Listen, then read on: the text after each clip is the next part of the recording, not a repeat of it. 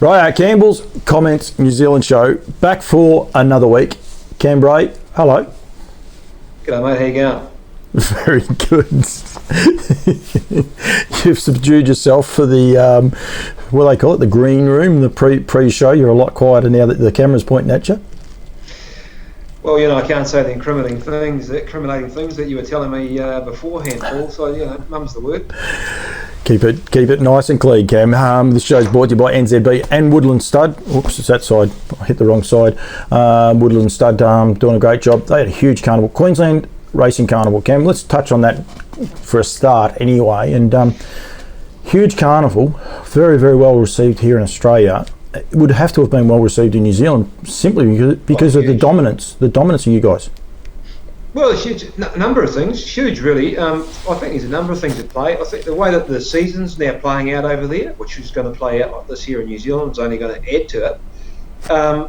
What else have you got to watch at this time of year? You can really hone in on that carnival, which I think's got to be absolutely commended. And again, because of its location and the time of season and everything, we've ended up with a few over there.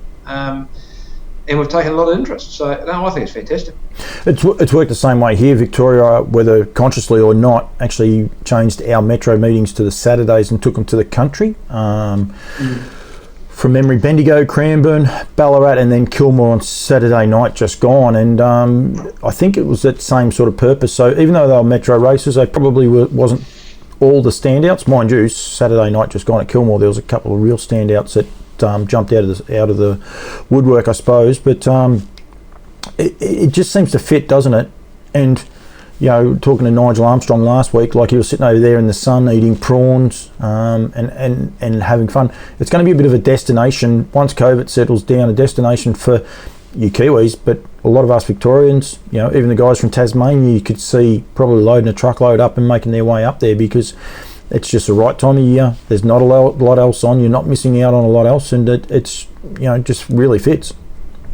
Oh, and it just piques everyone's interest, doesn't it? I mean, your Premier Racing. That's why I think the thoroughbreds do a great job of sort of trying to duck and weave away from each other, so that they all sort of share in the spoils. So, and as you say, Ray Green, he took a good team over, and he even took a couple of B graders, and they've done a good job since they've been there too. So, and he's come from New Zealand.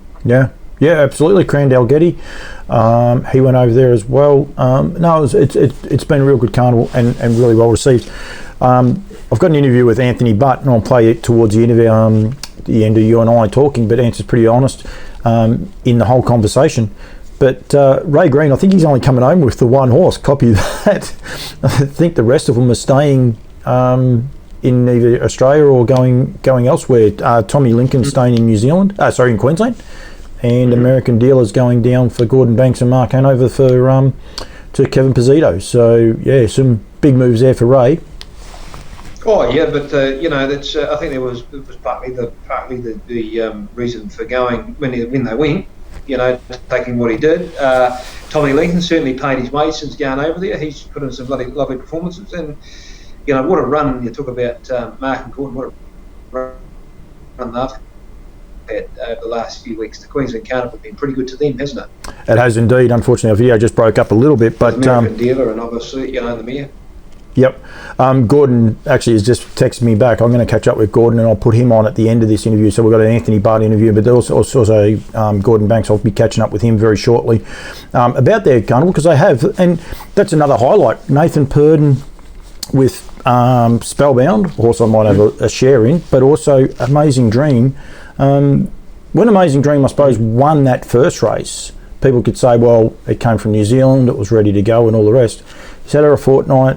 He's done a great job. I think that's probably nearly a PB the other night, the way that race was run and the way that the jostling and everything was on. She's just a beautiful little mare, isn't she? Oh yeah, she's tough. Funny, she knows when to put the performances in. She can go back to mare only class and sort of go round, but when it's time to go, she knows how to go. Poor old Anthony Butt. You don't say that very often, but I said to him, he actually got beat on her in a mare's race. He drove up a storm. He just won races everywhere, but he couldn't win on her. Yeah, exactly. Well, so she did a similar sort of thing post the Auckland Cup. She came down for the Breeders' Stakes, I think it was, here in Christchurch. Got beaten by Watch Me Now, who subsequently been sold and has gone to North America and won at its first start in the Meadowlands too. Yep. I've got to have to change hats just for a very quick second. American Ideal, hasn't he done just a sensational job in Queensland and the likes, and even actually at Kilmore on Saturday night, a little horse called Lear. Brett Lilly's got now, another Kiwi. Unbelievable what it did. It was just sensational. First run in Australia on a cold night, won by about 25, pulling away from just another little American Ideal filly. He fair income would have to be, and quite easily, take the tag of Australasia's most underrated sire. Like, goodness me.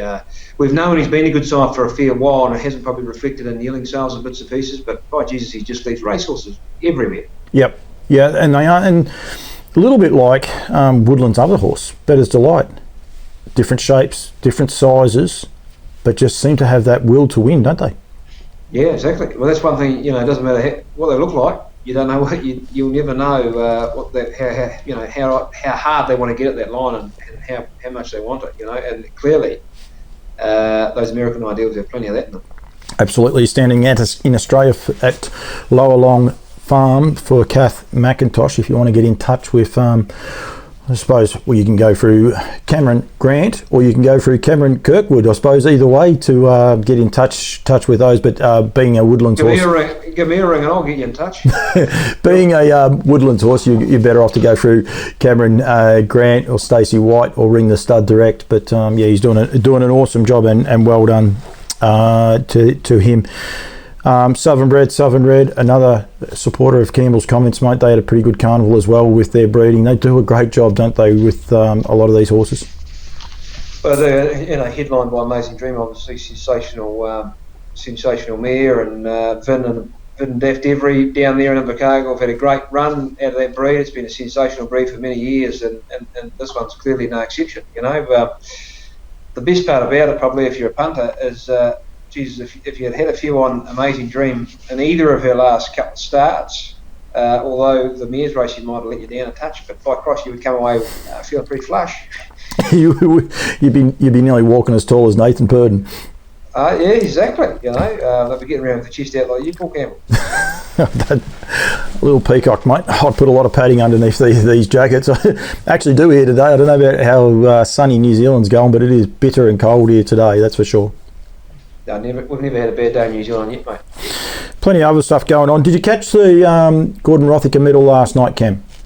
I, to be honest, didn't. But I've been through and watched a few of the replays on that, and I just, again, Trot's vision, what an absolute asset it is to your industry over there, and really have to congratulate Jason and Nikita and the team that put it on to turn around and from 2 weeks ago you were going to have it at the Crown to putting it on there. It's such a squeaky clean, excellent, presentation. They can only be commended. Well done. Yeah, well, we didn't have it the year before because of COVID, and everyone thought, we'll wait and see how it goes. So I think it was a little bit of, well, we've got to do it, so let's do it. They've had about 2 other dates that have already been cancelled, so that was a problem. It's nearly going to be the 3rd year, and you're doing 3 years. So some really worthy winners too. Keithy Pratt, he unfortunately lost his wife a few months ago now. Barbara, though he had a long-time partnership, they've been in Bendigo for as long as I can remember. My wife's father actually helped them build their stable complex. My wife's father's 92, I think, or 93, so they've been around for a long, long time and do a great job. Good servant of harness racing. Used to have a pony. I remember before I could drive at 16, he used to have a clerk of the course that would eat sandwiches. So he'd walk along back in the day when you used to get huge crowds and they could, lean over the fence. People would hold out a sandwich, and this horse would just walk along eating sandwiches all day. He just loved it. He loved the trots when there was a big crowd. He was a really, really good horse. So no, it was very well done, and it's changing. I worked Kilmore on Saturday night for Trots Vision and the Kilmore Harness Racing Club, and I recommend anyone go to their Facebook page and have a look at them. But they did some great videos. They had a lot of memorial races. Bob Knight, Vin Knight, Popular Arm, a good friend of mine, Roger Reeves, Ali and Mary Mifsud, a long-time family of Kilmore Harness Racing Club, and Snowy Chapman and Don Logie. I think I got them all out. I may have forgot one. Go and watch all the videos. They were very well done. Gareth Hall did the interviews, but they were able to sneak some of those videos in as well, so you weren't just listening to myself and Tim banter on. Trots Vision's really changing, and it's onwards and upwards. It's going to change, I think, about in October. There's going to be a lot of changes. Unfortunately for you guys in New Zealand, you still can't get it, but hopefully we might be able to incorporate New Zealand racing in with it, and then you might be able to get it and break down some more barriers, make it a bit smaller, the world. Well, exactly, and to be honest, that's the way the world's going now. Who would have thought 10 years ago you'd be thinking of something called Trots Vision, and having your awards function on it, and to be honest, it looked bloody good, and I don't think you'd be scared and worried about doing that again if you had to, because again, 12 months, go back 6 months ago, we thought we were home and free, we were just going to go back to travelling, and, we were going to do this and going to do that. Well, Jesus Christ, that's all changed in a pretty short time frame, hasn't it? It has indeed, and even what you and I are doing right here, these sort of messages now, they've become the norm. Everyone does them, and the likes. And a platform like Trots Vision for sponsors is huge, to be able to get their product out directly to harness racing, people that want to be aware of it. And instant, but also messaging from the governing bodies. People say, we don't hear from the CEOs or any of those people. It's going to be that platform where they're going to be able to do it, put it up there, and people can go there and watch it. So it's an integral part of Harness Racing Victoria for sure, and I think Harness Racing Australia going forward. Just on that, we must give a huge rap. We've done it a couple of times to the guys in Queensland. Their coverage has been first class, hasn't it? Oh, sensational. You know what I mean? Like the world was their oyster, and they've been able to definitely achieve that. So good luck to them. I hope all went well. Turnover wise for them as well. Oh, I think it would have been through the roof, simply because there wasn't much on. It's funny here in Australia right at the minute, Cam, we haven't spoke about this. The Galloping guys have gone for 5 days without racing, from today to Friday, which is very interesting. What brought that about? They're all on burnout, so they needed to have. So someone has to tell them to take a time off. I don't understand that. If I want to have a day off, I had yesterday off. I take the day off. You have 2 or 3 days off each week, don't you? Yep. Yeah, if I can help it. I try to take 7, but it doesn't always work. Should you run an interview with your missus about that? Toby McKinnon, he looked after my lovely wife and daughter on SEN during the week, and you guys got SEN tracking now in New Zealand too, and live racing's back. I saw Mickey Gurin saying something about that the other day. Yeah, we got a SEN's come over to New Zealand. They bought what was the TOB trackside frequencies here, and they've got a thing called SENZ, which is similar to your mainstream SEN. You've got Melbourne or wherever the hell it is, and it does encompass some racing, but it's definitely not racing focused, and no by any stretch of the imagination at this stage. We have a trots program type thing, but I podcast and listen to a lot of it, as you know, and I think we can get to that point. It's just a matter of whetting the appetite, and as you say, the digital format now, you can do a lot of these things at probably not a lot of additional cost, I suppose. Yeah, it's interesting over here with SEN. They're not allowed to broadcast the gallops. That's a problem. That's a problem when a lot of these things become easy to do. People think, we can just do this, but they're actually not allowed to broadcast the gallops. But they are allowed to broadcast the trots and the dogs. But I think only Victoria. I don't think they're allowed to do. They wouldn't have been allowed to do Queensland racing and things like that either. So that's just to do with the IP or something, isn't it? Yeah, or paying for the content, and I suppose the TAB allowing them to have it is the other part of it. So yeah, which that all gets political. I know that with some of the stuff I'm trying to do. I'd love to do Facebook Live and showcase you guys all the racing. I'd love to have done a Facebook Live last night and just let Jason Bonington and Nikita do it, but you just got to be careful with those sort of things. Once you go on Facebook, anyone in the world can watch it, so they want to protect their product and the likes. So yeah, there's lots of ideas going on there, mate. Breeders Week, Breeders Seminar. I was going to try and get Brad Reid on. He's going to come on next week, I believe. All going well, but big time for you guys in New Zealand now with the breeding seminar starting up.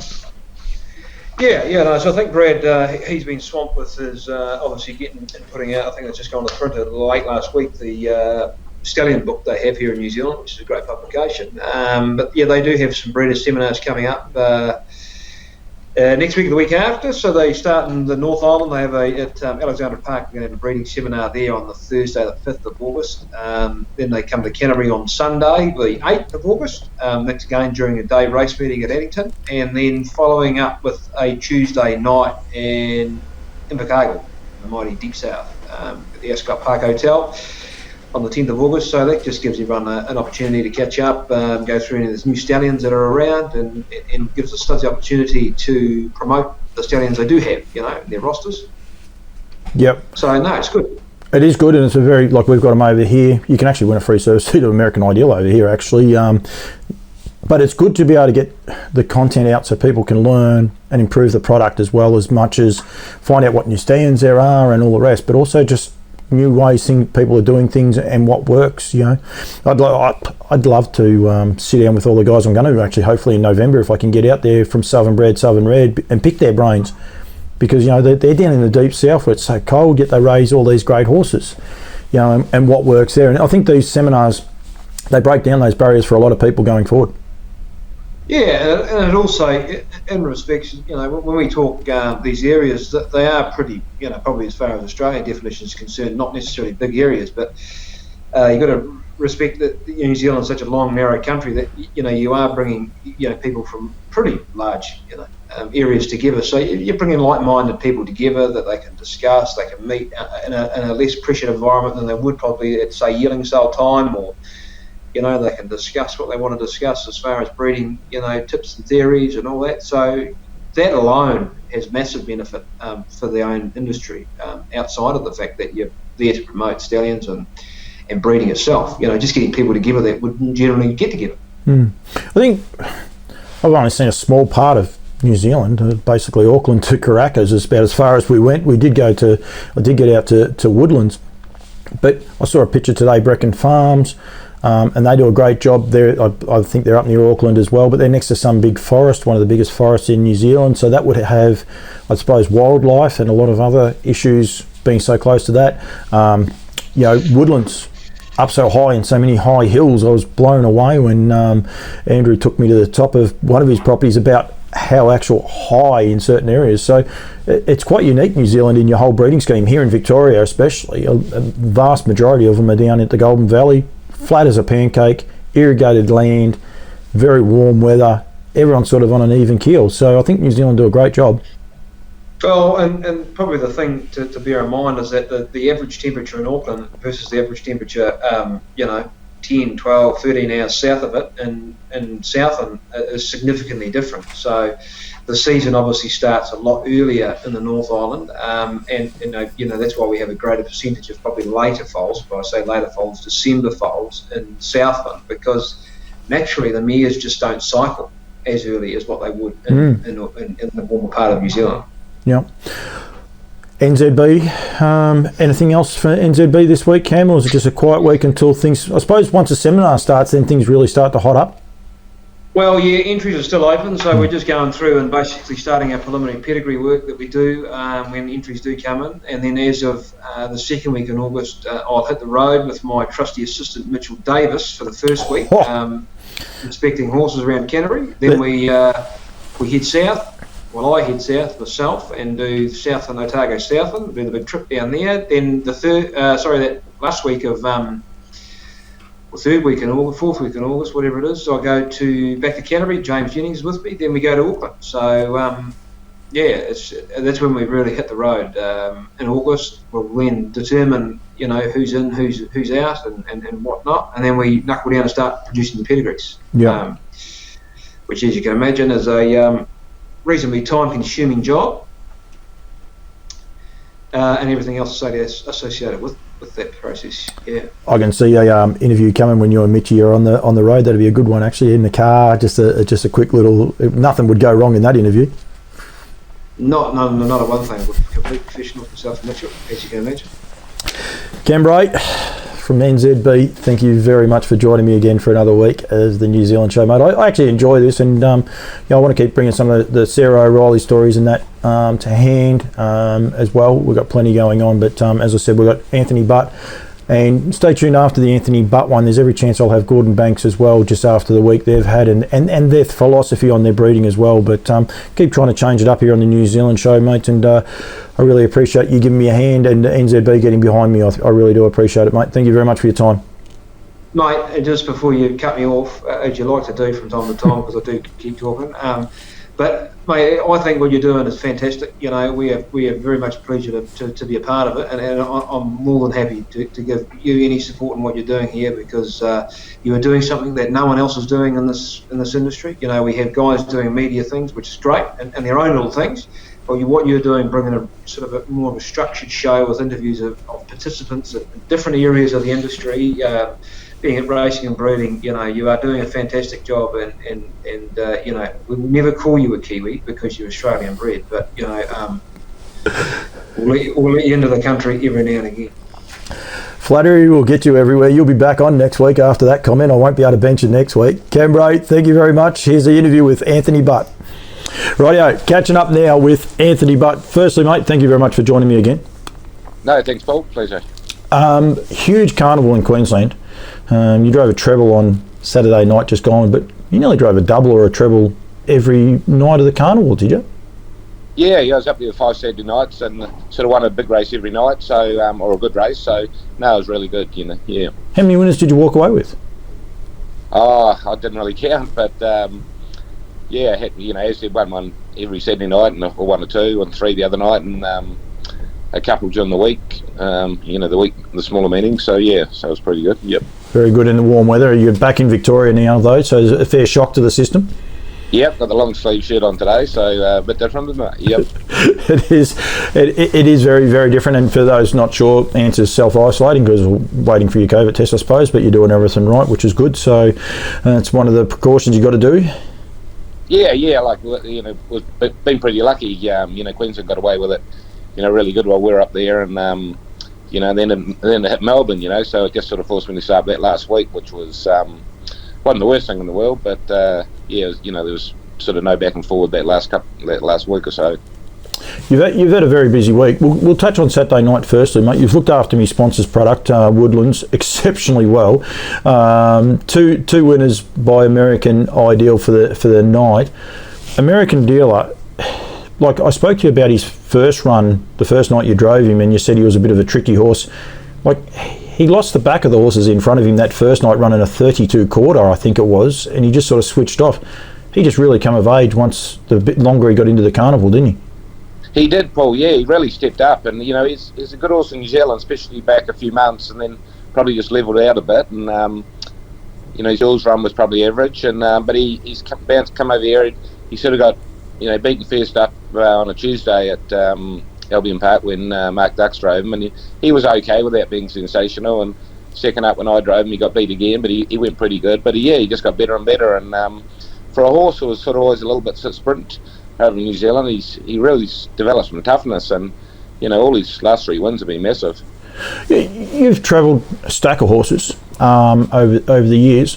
Why is it certain horses like American Dealer, why do they just take it to another level? What makes them, when they go away on these holidays, they just seem to lift? Is there something you can put their hand on it? I think there's a few factors. Like, obviously, you know, Ray Green's a great trainer, and some trainers have got the knack of travelling and some haven't, and we've seen it over the years, you know, with, you know, guys like Jeff Small and Tim and the Perdens and that. They've you know, had that, Crane's another one, had that knack of being able to travel horses and getting them to improve. And I think coming to the warmer weather suits a lot of the Kiwis. They come out of the cold, and especially this time of year, and the heat seems to agree with them. They get the sun on their back and they seem to thrive, and yeah, things like that, you know, it's just all comes together. And I think another thing which I think has been touched on before by quite a few people is, you know, a lot of these horses are coming out of big stables, and you know, everyone's busy and, you know, rushing around, and they get away with their trainer a bit of, you know, a lot of one-on-one, and you know, the trainers are basically living with them because they haven't got much else to do, and you know, with a small team, and as I said, they, you know, they might just get that, you know, not that they don't get attention at home, don't get me wrong, but you know, I've seen it we've seen it for years and years. Those great trainers get away with one horse at the end of the millions and things like that. And as I said, they live and breathe the horse and really get in the zone with each other. So I think that has a bit to do with it too. No real distractions, I suppose. I mean, I'd imagine you were all pretty busy, promoting the carnival. I think they've done a huge job, Queensland. I think it's just taken to another level. But basically, a lot less distractions there than there are when you're back at home. Yeah, well, it's the same for everybody. When you work in a big team, you do your best, and your horses get looked after like kings. But as you said, you work one good one. There's 20, 30 others that've got to be worked, before lunchtime, that kind of thing. So, I think it's a bit of that, and I think this all comes together, and a lot of the horses just seem to thrive when they get here. Tommy Lincoln, the other winner by American Ideal, and also for Ray Green, he's another horse that's really, shone. I think by the way it looks, he was basically brought over to be a companion for them both, and the likes. But he's done an exceptional job. Yeah, he's a nice horse, Tommy Lincoln. He's sort of raced a pretty good level in New Zealand. He's probably just a step below the real guns, but he's well placed in Australia with the grading system, and he's done a good job. He won in 52 the other night and had some pretty good horses, sitting on his back and outside him, and he held them off well. So, I think he's on a one-way trip and going to stay here now, and I'm sure he'll continue to do a good job. Ray's emptied the baggage coming home because American Dealer's staying with Kevin Pizzito. Who's Tommy Lincoln staying with? I think he's staying with Mark Dux, who Ray stayed with up in Brisbane. Yep. So he'll stay up there and campaign in Queensland, and will he be the sort of horse that Duxie will travel with, or will he keep him up there? No, I think the plan is just to race him up there and see where he sort of gets to. With, he should get through to the free-for-all level pretty easily, and then it's up to the horse how he'll handle that. And I know America's sort of an option at the end of the day when perhaps they think he's reached his mark, but he's still got a fair few wins in him yet. America and things like that, copy that. He's been spoken about everywhere. Merv Butterworth owns him, and anyone that knows Merv like I do, he'll do whatever he wants to do. There's no problems that way. He was awesome again on Saturday night. You must have been so rapt with him, and for a horse that came over here with a rap of, or not a rap, but probably a knock on him that he was only a leader or an on-pace runner, he just took his whole campaign to another level, didn't he? Yeah, he did, Paul. I was really happy with that side of things because, obviously I'd watched a lot of his videos from New Zealand and spoken to the boys that had driven him, and he did have some faults, especially early on. He used to mix his gait a bit, and he did gallop on one or two occasions, and and then he could over race and things like that when things weren't working out for him. But he really developed into the full package. He's showing gate speed. He was doing some work. He was that first night when he sat in and come from near last and beat them for speed, and so he just turned into a real little professional. And I've seen it before with these horses. They get on that. This was a mini Grand Circuit, but get on these big carnivals and they've got to step up and take on the big boys, and some go one way, some go the other, but I was really happy with his whole campaign, and he just said it's going to bode well for the future for him. He wears a little bit of headgear and doesn't look like he has a typical Kiwi hobble very long. It looks like it's pretty tight on him and the rest. But then he also just looks so lovely to drive when you're watching him. It might be the way you're making him look, I don't know. But there's obviously a few tricks to him, but he just looks a lovely horse to actually sit behind and steer. Yeah, he is. He sort of can get in a bit in the bends and out in the straights a bit, and he has a pole on the outside. But he was pretty good. And as I said, his gait's not perfect, but he's one of those horses, the more you drive him, the more you don't worry about it. And as I said, the first day I drove him at the trials, I sort of wasn't overly impressed, but I spoke to the boys in New Zealand. They said, no, don't worry about it. He'll be right. And he just said, once you've sort of had a drive or two on him, it's the least of your worries. So, he's a funny wee fellow. He's got a shadow roll, but he's never stepped in over anything with me. But, he's just one of those guys. He's probably not the, the perfect article like, some of the good horses, but he's got a big motor, so that's what counts. I'll come back to him in a sec. You reunited on Saturday night with Tough Monarch, and I'm presuming that was Ricky's choice to do that, because I thought Ricky mightn't have been there, but he actually was. He drove in the next race. Firstly, he's just a beautiful old horse, isn't he? He just keeps doing the job, and he must be just again another lovely horse that you can reunite with from time to time. Yeah, I've had a great run with him. I first got on him when he went to New Zealand a couple of years ago. Ricky was keen to have someone drive him that knew the New Zealand scene. I was there driving another horse, so I got lucky and got on him, and I've driven him here and there in between. Obviously, Kristen Finocio looks after him a lot down in Melbourne, so he sort of first choice down here, but a couple of times he's at other runners, and I've been lucky enough to get on, and he won the heat of the Great Southern Star earlier in the year. And so yeah, he's just a great old horse. He real professional, tries really hard, and you could nearly say he's at the career best form at the moment. Yep, absolutely. He's doing an awesome job. Really good carnival for you, Ants. All positive. A couple of little things happened. One, DS next to your name after copy that on Saturday night. That first turn, it just looked awfully messy. It didn't look ideal when I was watching it with no audio on Saturday night, working Trot's vision, and it just got a bit messy. Yeah. Like, I copped the blame for that, and probably fair enough. When you drive the horses on the outside, you normally get the blame. But there's a few things happening at the same time.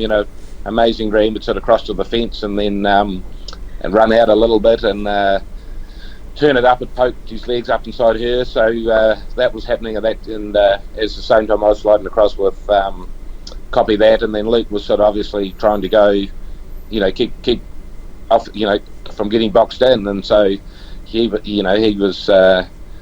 going where there probably wasn't too much room. So yeah, but no, I copped that, and that's the way it goes, But as I said, at the time I wasn't aware of any incident, and it wasn't until after the race that I even knew that copy that broke. The first I'd sort of seen him in my look round, and he's sitting in the 1-1. So yeah, but you hate to see that kind of thing happen in big races, and so luckily just the horse come out of it unscathed. Unscathed, but unfortunately you didn't on that occasion. Just quickly on Amazing Dream, probably the one horse you didn't win on during the carnival, but she's just an amazing mare, isn't she? Yeah, she's a wee opportunist, Paul. I got beaten on the mares race. Yeah. She's probably hot favourite, and she sat in the 1-1 and had every possible show. And she seems to be one of those horses. She steps up for the big occasion. She likes the hard run races, and she got in the right spots both times. Both great drives by Mark and Blair. So, but she made her own luck the other night. Really, she had to burn from the gate and cross King of Swing, which is not easy to do. So, she made her own luck really, and she's just one of those ones. She's just deadly when she gets a run like that, and especially when there's been a lot of pressure in the race. Is she one of those mares, Ants? Like you've driven a lot of really good horses. Is her strength that thing that she makes her own luck more so than tactical speed, or she's tough, or she has she has the ability to be able to put herself in the right spot if the right spot's there for her? Yeah, she's just a good all-round mare. She's probably been found out a couple of times in the mares races, especially back in New Zealand when she's been forced to do all the work herself, and yep. When she's been hot favourite and been forced to race like that. But as I said, when she can get in a race where she sort of can slide under the radar and no one takes too much notice of her, she can win any race really. She's proven it. She won an Auckland Cup, and I think she won the Derby, one of the Derbies back in New Zealand as a 3-year-old. So that's not easy to do, and then come over and win the 2 big races in Queensland, beating superstar horses both times. Shows she's a great little mare. And she's staying here, I believe. That's right. Yep, she's coming down to Melbourne with Nathan, and I guess the Victoria Cup's the first aim. I'm not really sure about that, but she's probably got the Breeders' Crown as well, and I know the Inter-Dominions are big on the radar, so yeah, I'm sure she'll have a great campaign down here. I think that's the one thing about this Queensland Carnival. It's kept, I suppose, harness racing in the spotlight. They've done a great job. It's technically the off-season. Like, you don't want to put your head outside. You've got to behave yourself until you get your COVID test back, but you're more than happy to stay inside in Victoria right at the minute because it's pretty horrible weather. What they did with that carnival just highlighted some of the great horses, and it's only a couple of months now and they'll be back racing, Victoria, it's New South Wales, on the front, the big stage. Yeah, it's just fitted in really well, especially with the change of seasons and, with the rest of sort of Australia and New Zealand, being pretty quiet in the middle of winter. Queensland's the ideal spot, and they've just graded with both hands, and the boys up there just did a fantastic job. The creation of the Rising Sun was, fantastic, and then the way they've sort of, handled the whole carnival, the promotion was great, and they just did sort of big races on every night, and and the results showed. They got great horses up there, and I'm sure without COVID, hopefully next year it'll get bigger and better, and I think it was really give a feel like an Inter-Dominion carnival, really. Yeah, which is great. Right, the other thing that did happen to you last week, unfortunately for you and Sonia, but yourself and Emilio and Mary have parted ways, and it's been documented well and truly. What happens now for you and Sonia? do you have a plan B as far as your training, or are you going to cut your numbers right back and stick to becoming a freelance driver like you alluded to there, or is it still a little bit up in the air? Yeah, we're just going to take a couple of weeks quiet time now. Obviously, with the suspension, I can't be doing much driving, and so yeah, we only got back last night, so we'll regroup and take things a bit easy for a little bit, and see what happens. Yeah, this game's great. You never know what's around the corner and when the phone's going to ring and that kind of thing. But yeah, we've got no real set plans. Obviously, I've got some, been sort of contacted about driving some of the good horses over the summer, so that'll come around pretty quick. So as I said, we had a great time with Emilio, and we just it'd run this race. We were happy to finish up, and he was happy to move on as well. So things weren't working out. We just probably had a fantastic run together, but we just sort of had different aims in the finish. He wanted us to be full on with him 110%, and that was his prerogative. He pays some money, and he's got the horse, and he wants someone there that can just be totally and solely committed to his horses. So that's just not something we wanted to go down the track of, and he said it's probably been coming for a couple of months heading this way. So yeah, it's all he ended up, and shame to lose those good horses, but in this game, one door closes, another one opens. I actually asked you after your first drive on Copy That, about like potential Victoria Cup horse, and at the time you said you hope not, because you had Wolf Stride in your care. Is the Victoria Cup on Copy That's radar, and do you still believe he's a sort of horse that could win a Victoria Cup? Yeah, no, he's going back to New Zealand. I think this week his first next game will be the New Zealand Cup. And then there's probably not much for him after that, so he's probably going to have to head back to Aussie. And I know Merv was pretty keen on Perth. He's a Perth boy, and they got a great carnival in January as well. So he'll probably go around and most of the big races here over the summer. I don't think he's heading towards the end of the Minions, but yeah, so but I'm sure he'll be here sort of later on in the summer. Yeah, so Victoria Cup maybe, but you're not sure. Or it might be too early? No, definitely not. Too early. No, he'll go for the New Zealand Cup, which is only just a couple of weeks later. Yeah. So, as your manager, do you put your hand up for the drive on Amazing Dream? Then, do you? Yeah, well, it's been mentioned already. So, had a great run with Gordon and Mark with American Dealer, obviously. So yeah. So he said, one door closes, another one opens. Do you keep the drive on American Dealer as well? I'm not sure. I know he's going to Kevin Pizzuto, I actually haven't driven for a whole lot, so but I think there's word he may be coming down to Nathan Purdon for the Derby and the Breeders' Crown. So if that's the case, I probably will. But I know the owners were keen to, get me to drive him again at some stage. So hopefully it works out somewhere along the line. Well done to Nathan Purdon too. I mean, you Kiwis stick together and all the rest, but he's had a super carnival, hasn't he? I mean, and it was all over the shop with COVID. He was in Sydney. He had to do the Harry Holt out of Sydney really quickly and get to Queensland, and he's had a great carnival for a young man. Yeah, it's been great for him. It's really put him on the map, and he's only been here a few months and basically had to start from scratch. And so yeah, Mark's been good. He's sort of sent a couple of horses over to him, but you still got to do the job. And he's won the two biggest races in Queensland with an outsider basically. So that's going to stand him in good stead for the future. And I'm sure people are going to be knocking down his door to have him train his horses in the future. Yeah, clearly the job he did with Amazing Dream. Yeah, he only had her a week, and I think he only saw her for a couple of days prior to her first win up there. But geez, he's done a great job, and you can't take anything away from him this week. So it's all good. So yeah, Ants, thank you very much, mate, for joining the New Zealand show. I love chatting to you. I've got 4 weeks where you're not going to be driving, but I might have to annoy you from time to time just for a conversation. I really enjoy it, mate, and I appreciate you giving me the time. No, anytime, Paul. As you said, I've got a bit of a few spare days, so I'll always be here. I got plenty of people. Dave Miles is advertising that he wants to do a little bit too with the one wing in the air. So yeah, I might have some guest appearances for you guys coming up. Yep, sounds good. Anytime, Paul. Thank you very much, Ants. Righto, New Zealand show wrapped. To have Gordon Banks join me in person and on camera. Welcome, Gordon. Thanks very much. Anyone wants to know? anyone wants to know, myself and Gordon did a podcast just recently about, it was actually about the 15% stay-in levy and what effect it may have on the outcome of racing. Thankfully, at the minute, that hasn't happened, and it's gone. But I must say thank you. And it did create a lot of conversation, just your points from a person, I suppose, outside of the industry, but you're deeply entrenched in the industry as well, because you're in New York City tonight, but you definitely take a big part in Australian and New Zealand racing, don't you? Yeah, afraid so. afraid so. Brilliant weekend. Just the other day. Firstly, in America, you were just saying to me there, you've had a mare race in New York City just tonight, or yesterday, and it's the 4th second in a row she's ran it in world record time.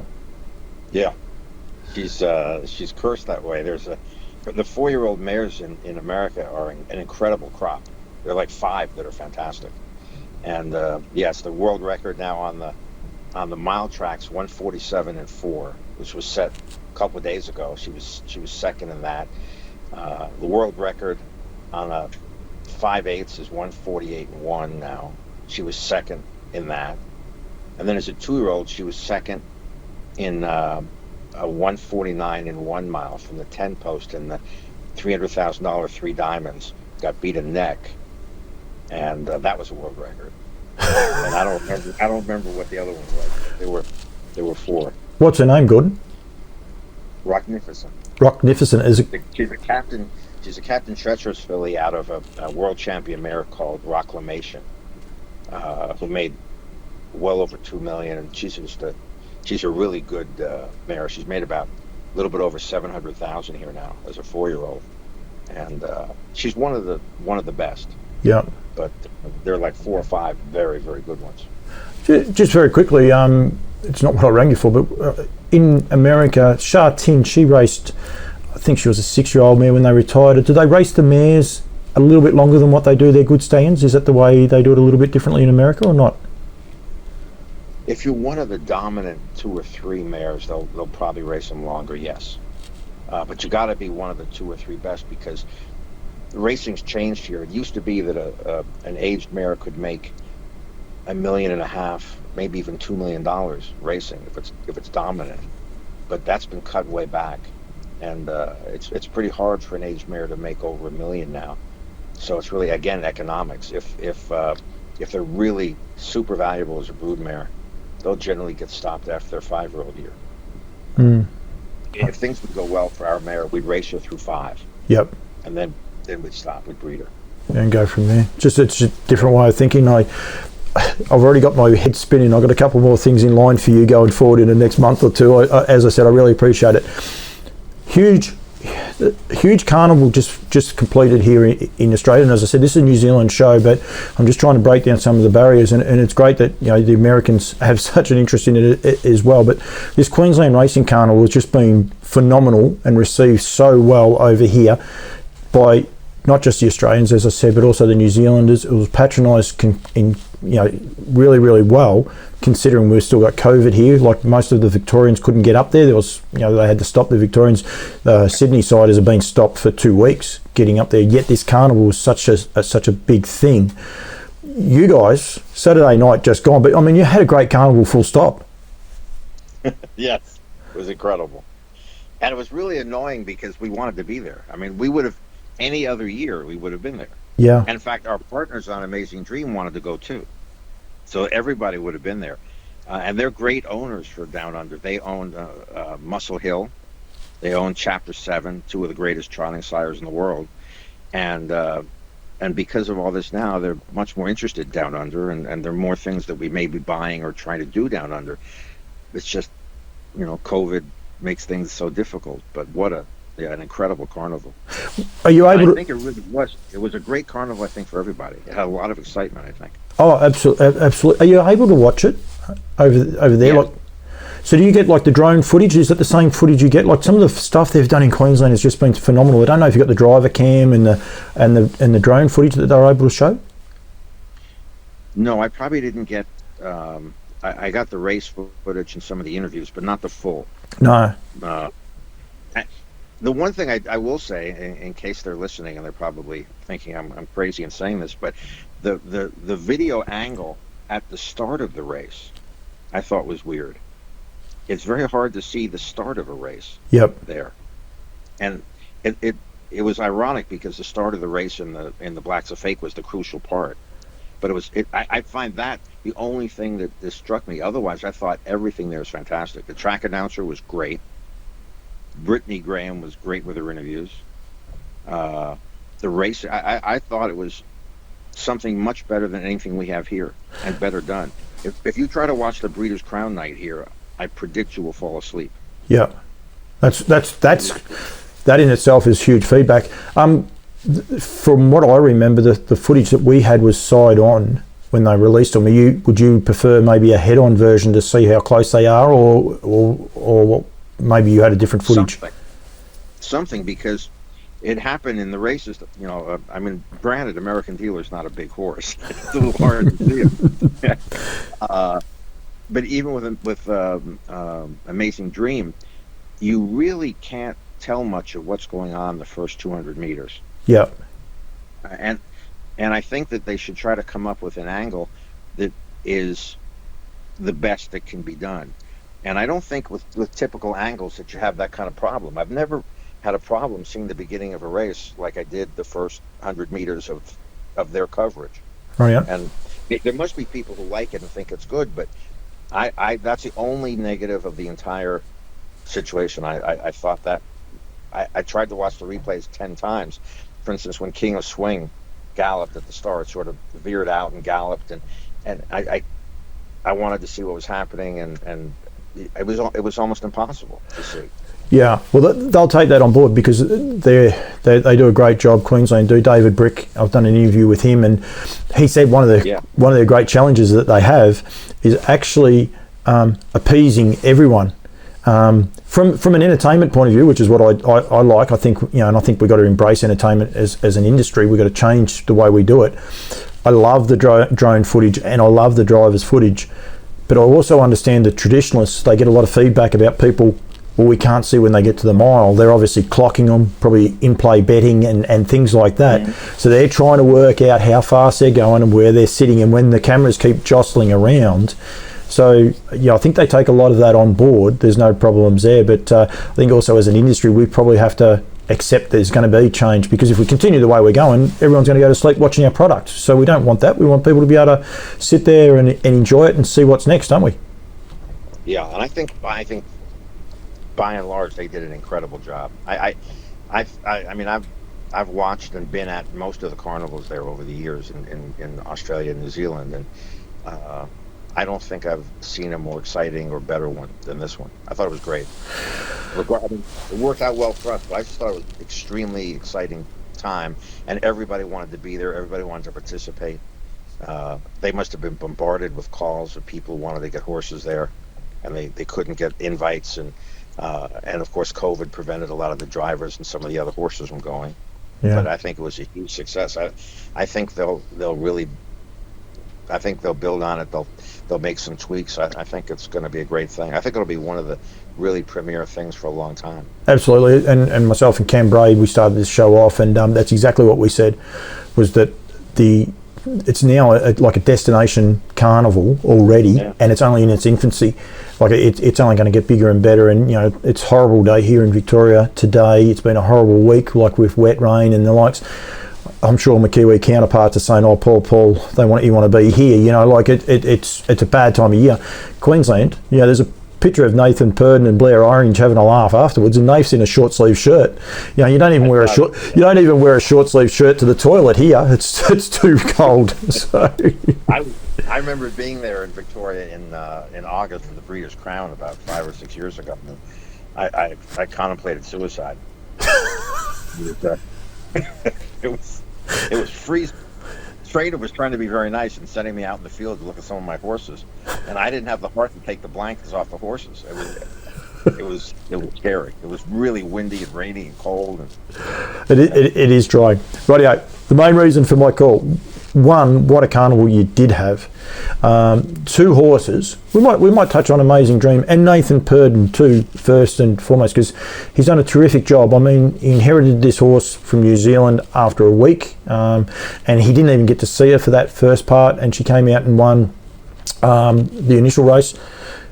And she was dominant and all the rest. But there'd be probably the knockers there that would turn around and say, well, he inherited a fit. All he's had to do was throw his colours on. He actually threw his helmet on because Mark didn't know he was going to be driving, so Mark had to use Nathan's helmet and the likes. But that in itself was a great win. But Saturday night, I mean, just a great story for everyone, including Nathan.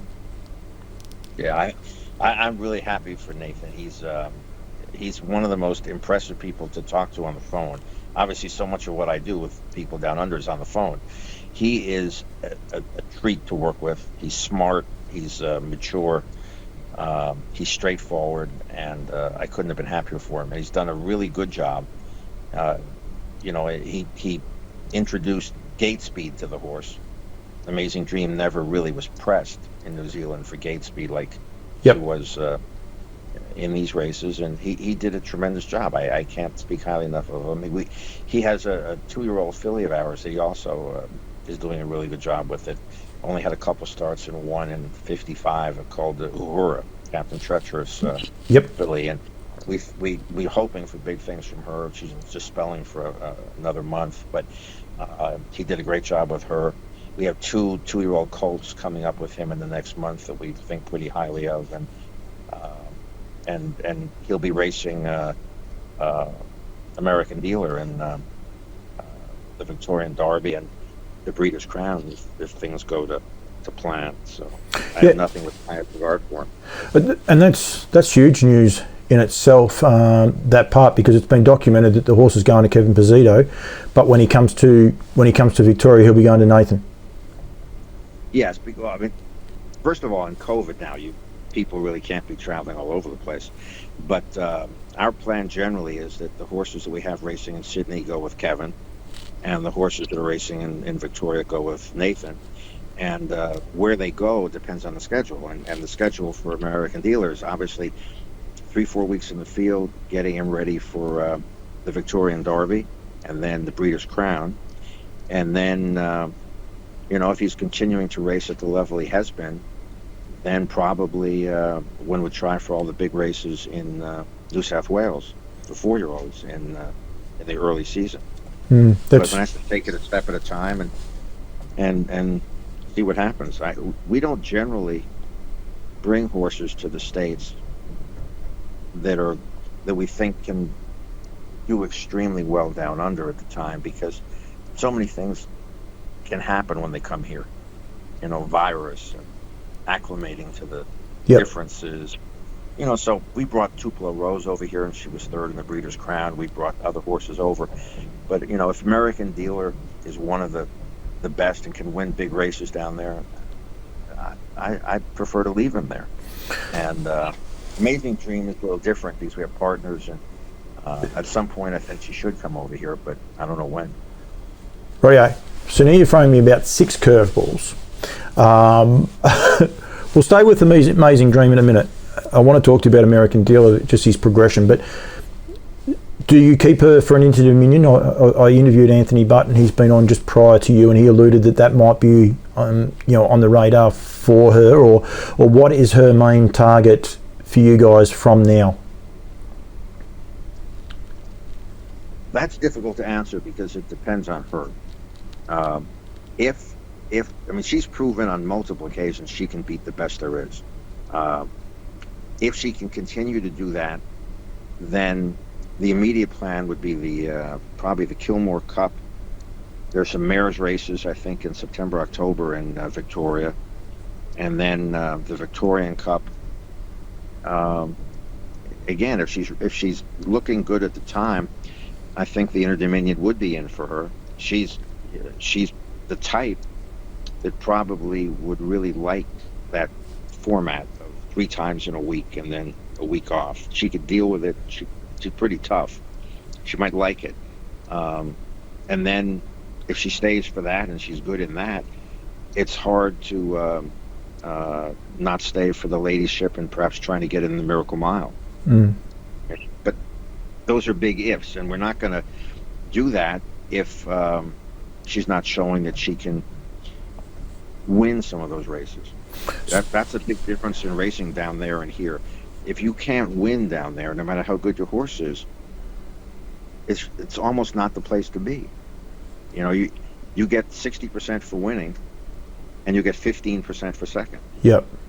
In America, you get 50% for winning, you get 25% for second, you get 12.5% for third. So you make a lot of money with great horses that race well but finish second and third. Where down under, second and third is you're not really ever getting the value your horse should have, from my perspective. You know, that's just how I see it. It's huge for Australian racing, though, that the fact that you've done such a long term. I can be parochial and say for Victoria, it's just great for Australian and New Zealand racing. Even the Kiwis coming over to be able to challenge a quality mare like her. Just on her, and we will get off her very quickly because I don't want to. I think you and I could talk for about 3 hours, 4 hours, but I don't know how many people will be still watching us. But We're alive. How many horses, like, you don't see too many horses like her that when she's back in the mare's grade, she's probably not quite as dominant because she has to do so much work. But when she's against these boys, which is generally when the mares get found out, she just seems to rise to another level. It's almost like she walks past King of Swing and says, "Oh, what are you thinking about?" Because I know what I'm thinking about, and it's racing and winning, isn't it?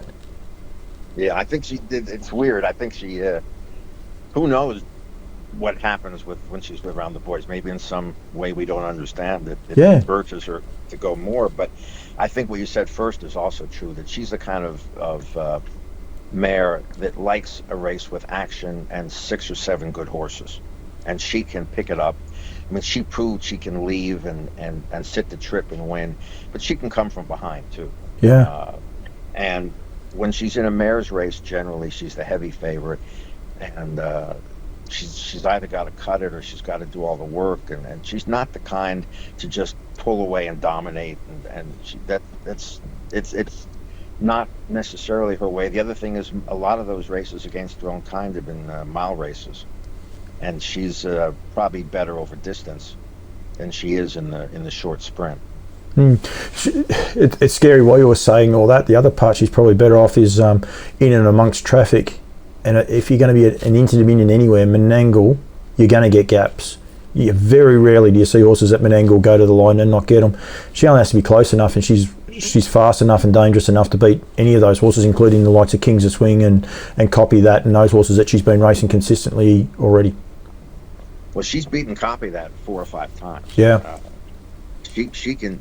I mean, King of Swing won a monster mile in the Blacks Are Fake. Yep. He's a pretty special horse. If he gets things his own way, gets the right trip and post, he's pretty hard to beat for anybody. But I saw some of the comments about Amazing Dream that she had a perfect trip and everything, but you don't just fall into a perfect trip. In most cases, you have to have the speed to get to where you want to be. You have to be usable. You have to be able to pick it up when you have to. She's an amazing mare. Yeah. And she's dangerous in any situation, but still, what she did over her last 3 weeks was pretty special. And Anthony Budd actually said that she seems to be able to make her own luck. A horse that has made a huge impression, definitely on the Australian public, is, and me in particular, I'm sponsored by Woodlands, so American Ideal is a little bit of he is a bit of a favourite, because I do a little bit with Kath McIntosh at Lower Long Farms, which is called now was Northern Rivers, but he in himself, American Ideal, is such a unique horse with so much character.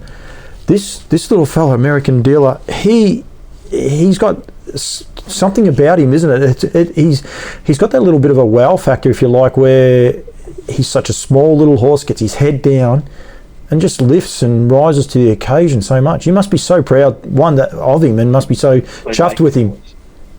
I love that horse. We bought him, I think it was off his 4th race, and he was in a race in New Zealand where he was parked. I think it was a leg of the Young Guns or something. He was parked the whole way against the good ones there, and Crew was in it, I think. And he held where he was, fourth, parked. He didn't lose ground. And the Captain Treacherous horse that Mark Burden had, ooh, they looked like elephants with him. Little horse. And he didn't lose ground in the stretch. He was parked into death the whole way, and it was a young 2-year-old. And that's when I decided I wanted to try to get that horse. And I love that horse. He never got respect because he's small. And he always, after he won the Sire Stake Championship at 2, you look at his record, he never got a good post. I mean, never. Got outside front row or somewhere back row, and things just didn't work out for him. And it took him time to acclimate to going the other way around. He hadn't any experience with it because he was always racing the Auckland way. And Ray did a great job with him, and everything came together in Queensland. He matured, and each week he got better. And if he stays at this level or improves more, I honestly think he's the best 3-year-old out there. And you know, look at it this way: he's bigger than Chicago Bull. Not by much. Not by much. Apparently he loves racing. You know, he's never. That's the other amazing thing about him. We've had him for about a year and a half. He has never had more than 3 weeks off. Wow. Never. Yeah. You don't see that. What kind of 3-year-old can go a year and a half without a break and be like this? And he's having a little freshen up as we speak for about that 3 weeks. 3 to 4 weeks in the field because he has to be ready for the Victorian Derby. Yeah, which is sensational for us to hear down here. Is America on the radar for a horse like him in a year's time, or will it be a little bit like Amazing Dream to see how he's competing here? Yeah, I think that's it. I think he would be very good here. Yeah, at Yonkers, but I still say if he can be, which I mean, he only went about half a second slower than the best horses in Australia over the same distances the last 3 weeks. He had rougher trips than any of them had. Yep. And he did it with something in hand. So I think he's a serious cup horse in the making, even though he's small. And I don't want to bring him here if he can win cup races and be a star there. I'm not looking to bring him here. No, that's Gordon. I've loved this conversation because for Australia and New Zealand, it's a New Zealand show, but for our racing product, we need the best horses racing. That gets crowds, it gets people going. You've got 2 horses, Amazing Dream, who is a mare that can beat the boys. That just attracts attention. That's like Winx, Black Caviar, all those horses. The one thing that they could do was not just they were such a super mare, they could build up on the boys. And you've got this mare that's doing that same thing. They get crowds. And then you got American Dealer, which is a brilliant name for a start. I must say, I really love the name.